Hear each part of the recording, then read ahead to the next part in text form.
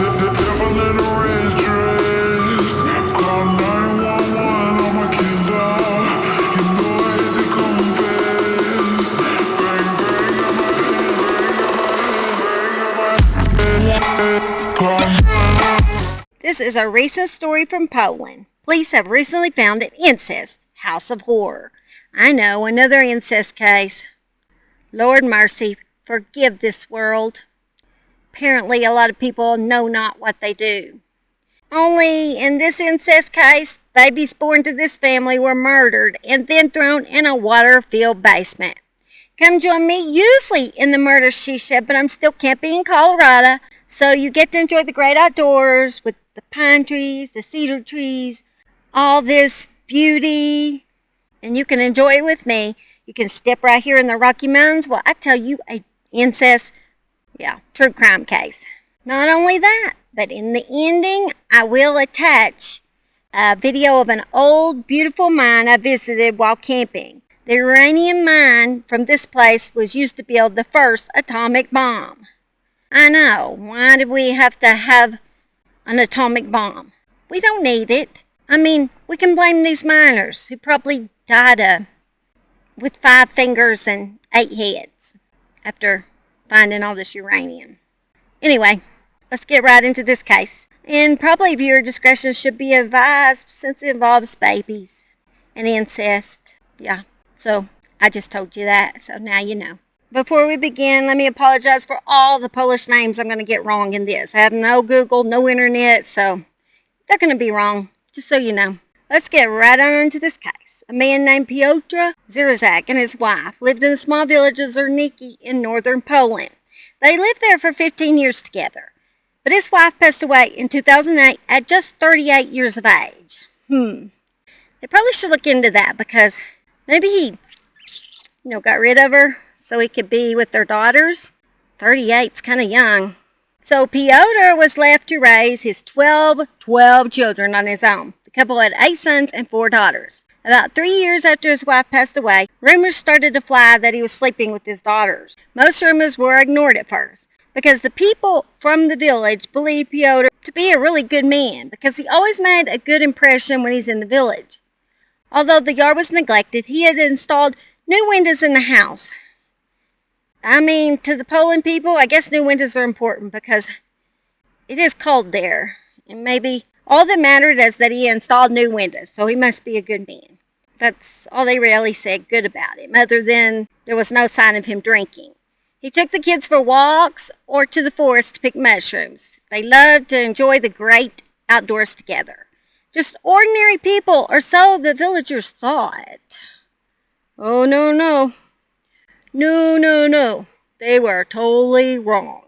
There were some neighbors who lived closer to the family that would often hear screaming coming from the house. People began to think everything wasn't as it seemed. Piotr had such a personality that everyone in the village was afraid of him.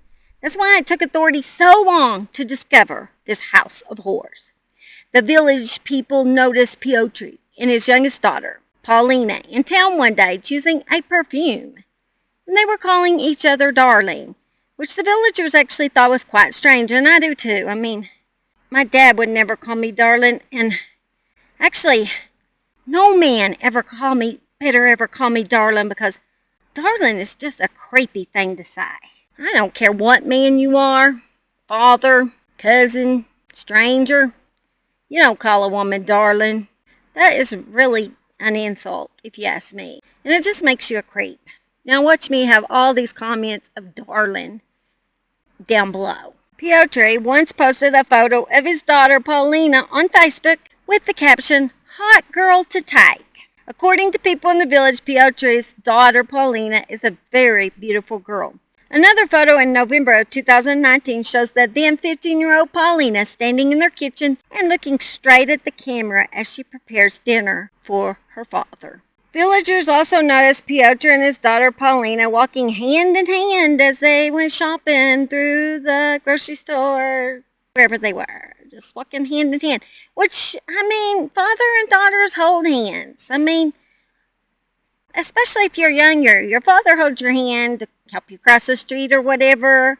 But I mean, she was 20 years old and they were holding hands. I guess that's okay.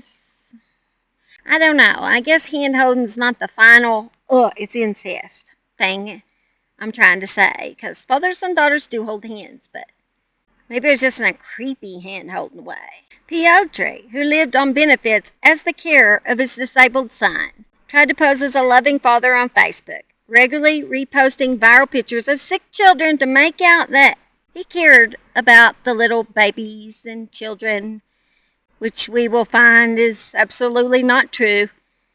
It was just some more Facebook fakeness.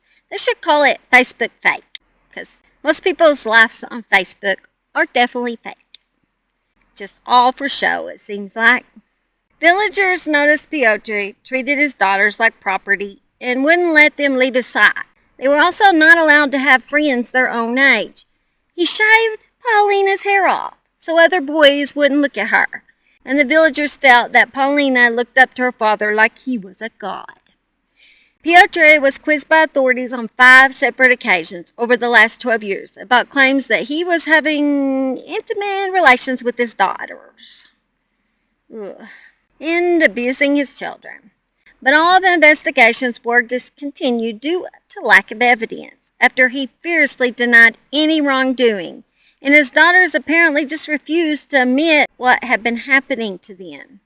Villagers have already revealed how they repeatedly warned social services in Poland that they believe jobless Piotr was sleeping with his daughter. Piotr, like I said, he lived on only the benefits from his disabled son. He was just refused to work. After one neighbor accused him of getting with his daughters and turned him into social services, Piotr actually went over to the neighbor's house and forced him to apologize. Apologize to this creepo. But he's wishing he hadn't done that now. One of his older daughters, and when she became pregnant with twins, he took her to a town around 100 miles away to give birth. We assured social workers that everything was just fine and dandy. The twins disappeared soon after that. This oldest daughter grew tired of her father's abuse and gathered her courage to run away.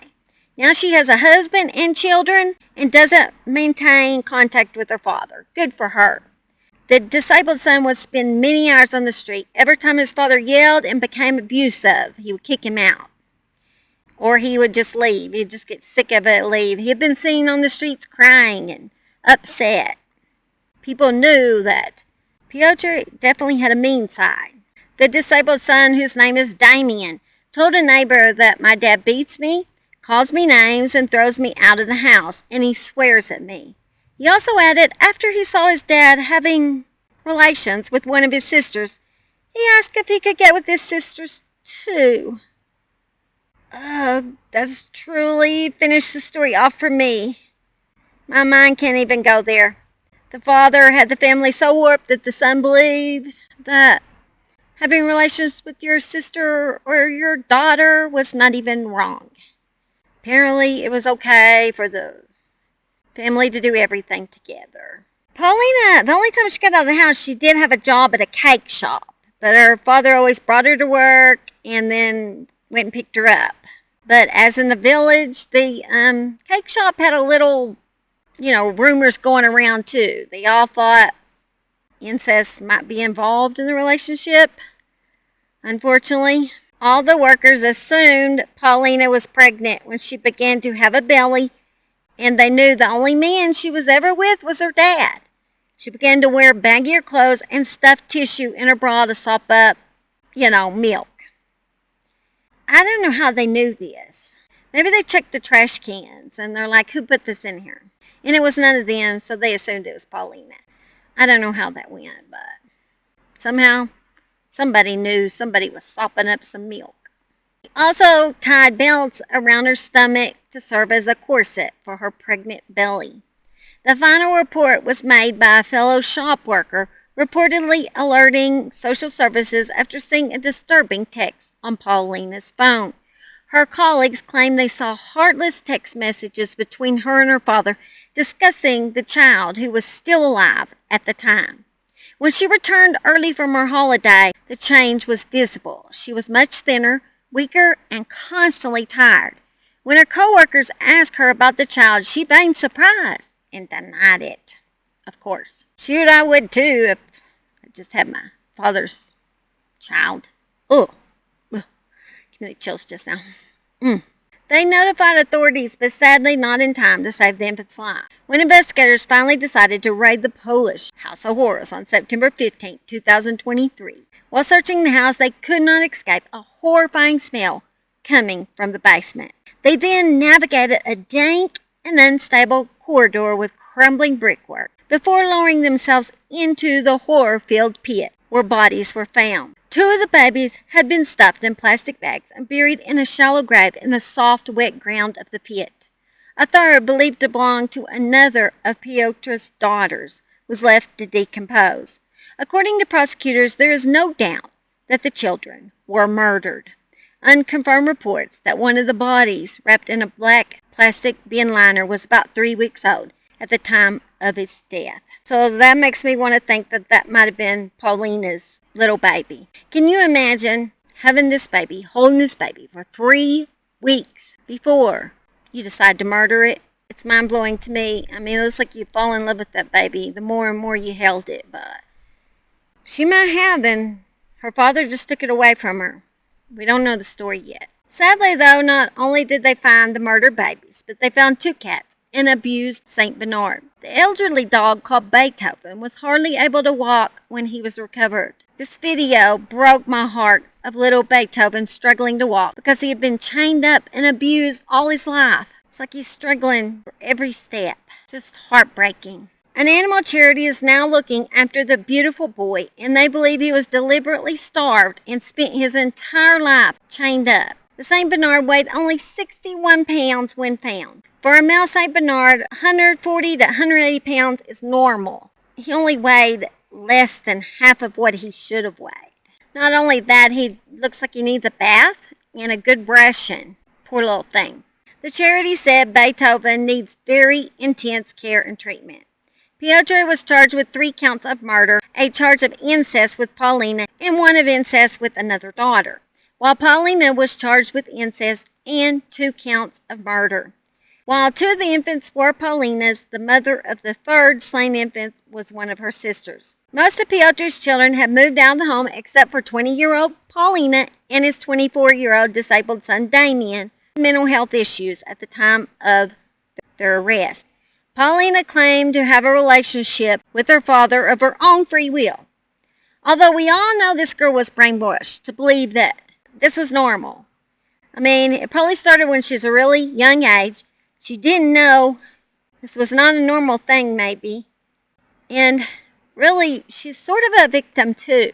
It's just so disturbing that a father could do this to his own daughters. Prosecutors are now looking back at the old cases to try and decide whether the correct decisions were made at the time or if more could have been done.